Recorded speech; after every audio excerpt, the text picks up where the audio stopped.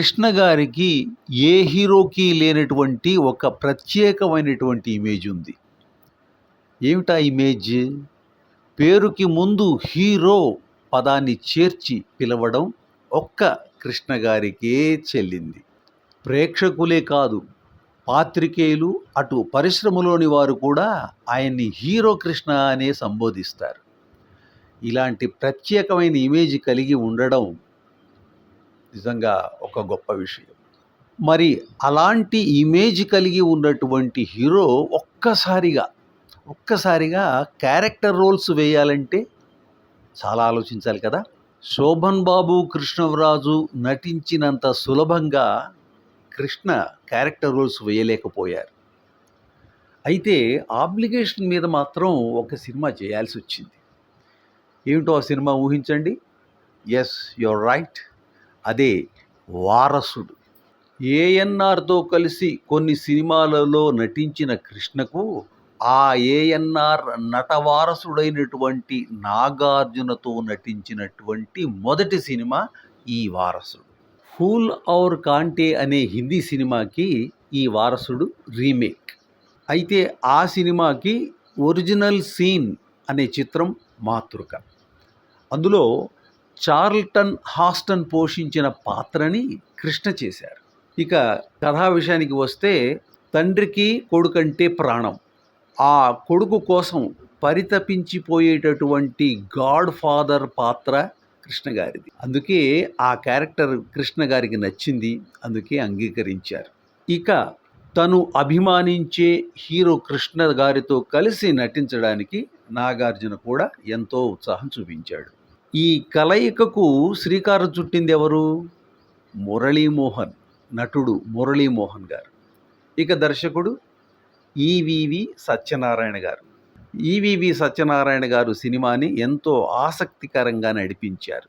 Character artist LB Sriram ఈ చిత్రానికి మాటలు రాశారు. ఈ సినిమాలో కృష్ణ, నాగార్జున తండ్రి కొడుకులుగా నటించారు. అయితే తండ్రి ధర్మతేజని మొదటి నుంచి అసహించుకుంటూ ఉంటాడు కొడుకు వినయ్.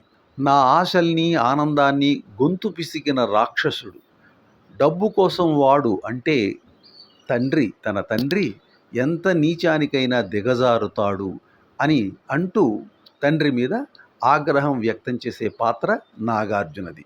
అటువంటి వ్యక్తి చివరిలో మారిపోతాడు. తండ్రి యొక్క గొప్పతనాన్ని గ్రహిస్తాడు. ఆపదలో ఉన్న తన తండ్రిని రక్షిస్తాడు. సరే, ఈ పాత్ర నాగార్జున చక్కగా అద్భుతంగా పోషించాడు. ఇంకా నగ్మ యొక్క గ్లామర్ ఈ సినిమాకి అదనపు ఆకర్షణ అయ్యింది. సినిమా కథ ఇలా ఉండడంతో కృష్ణ అభిమానులకు ఆగ్రహం కలిగింది. అది ఎలా అంటే, అలా ఎందుకు జరిగింది అంటే కూడా మనం తెలుసుకోవాలి. కృష్ణ గారికి ఉన్న అభిమానులు ప్రత్యేకంగా ఉంటారని మనం ముందే చెప్పుకున్నాం. మిగిలిన హీరోల అభిమానులకి కృష్ణ అభిమానులకు చాలా తేడా ఉంటుంది. సినిమాల్లో కృష్ణ పాత్రకు ఏమాత్రం అన్యాయం జరిగిన అభిమానులు సహించేవారు కాదు. అభిమానులకి వయసు పెరుగుతుంది, వాళ్ళు పెద్దవాళ్ళు అయిపోతారు. అయినా కూడా వాళ్లకు బాధ్యతలు పెరిగిపోతాయి అభిమానులకి. కానీ ఆ అభిమానం మాత్రము తరగదు. అది కూడా వాళ్ళ వయసుతో పాటు కృష్ణ గారి మీద అభిమానం కూడా పెరిగిపోతుంది అభిమానులకి. ఇది చాలా అరుదైనటువంటి విషయం. వారసుడు సినిమా రిలీజ్ అయిన తర్వాత చాలా సంచలనం జరిగింది.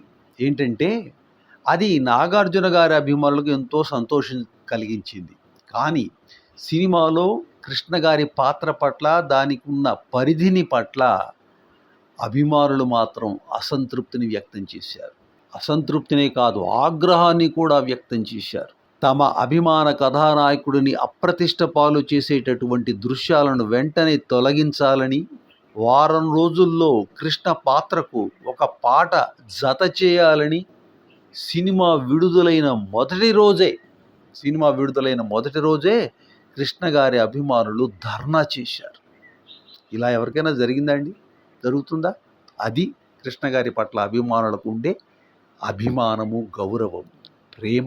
అది కేవలం అభిమానం కాదు, దానికి మించింది. కృష్ణ గారి స్టార్డమ్ని తక్కువగా అంచనా వేయడంతో కొంత గందరగోళం జరిగి దర్శక నిర్మాతలు ఇలా కృష్ణ గారి అభిమానుల కోపానికి గురి కావలసి వచ్చింది. కృష్ణ పని అయిపోయింది, ఆయనకి ఇక ఫాలోయింగ్ లేదు.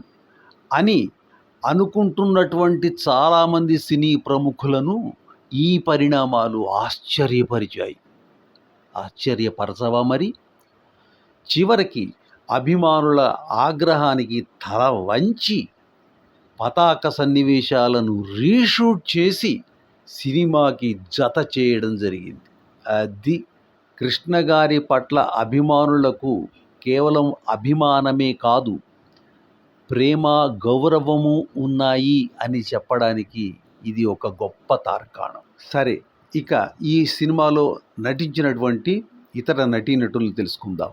కృష్ణ, నాగార్జున, నగ్మలతో పాటు గుమ్మడి, తనికెళ్ల భరణి, బాలయ్య, దేవరాజ్, శరత్ సక్సేనా, శ్రీకాంత్, బ్రహ్మానందం, బాబు మోహన్, గీత నటించారు. ఇక సాంకేతిక నిపుణులు: మాటలు ఎల్బి శ్రీరామ్, రచనా సహకారం బాబురావు, పాటలు వేటూరి, నృత్యాలు తారా, ప్రభు, ఫైట్స్ హార్స్మన్ బాబు, ఎడిటింగ్ గౌతమ్ రాజు, ఫోటోగ్రఫీ ఛోటా కె నాయుడు, సంగీతం కీరవాణి, నిర్మాత జి కిషోర్, సమర్పణ మురళీమోహన్, స్క్రీన్ ప్లే దర్శకత్వం ఈవివి సత్యనారాయణ.